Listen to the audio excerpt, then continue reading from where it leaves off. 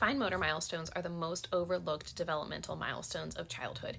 Most people know if their child is walking or talking, but not everyone knows what their child's pincer grasp looks like or what it should look like. As a pediatric occupational therapist, a lot of the kids that I work with are students who have a fine motor delay simply because they haven't been exposed to the right type of activities through toddlerhood and preschool. So here are all of the things that you should be doing with your 18-month-old right now to make sure that their fine motor skills are on track. By 18 months, your child should be able to open the cover of a board book, and they should also be able to turn a couple of pages of the board book. Now, at this point, they still might grab 2 or 3 when they turn them, but they should be able to make the turning motion. Also, when you're reading with your child, start pointing to items and naming them, and also saying, "Where's the bear?" Around this time, your child may start to point to identify the bear, which does a couple of things. Firstly, isolating the pointer finger to point is a huge skill that, believe it or not, a lot of kids can't do.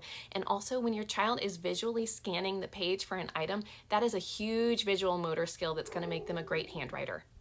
Around 18 months, your child should also start to show an interest in scooping food with a spoon. When you're looking for a good spoon for your toddler, you want one with a short handle so that their hand can grasp it in the same way every time. If it's too long, they can get confused about where they need to hold it. You want a shallow bowl, and you want it to be heavy enough that they can hold in their hand. I love these because they're stainless steel, and so they're a little bit heavier than the plastic ones.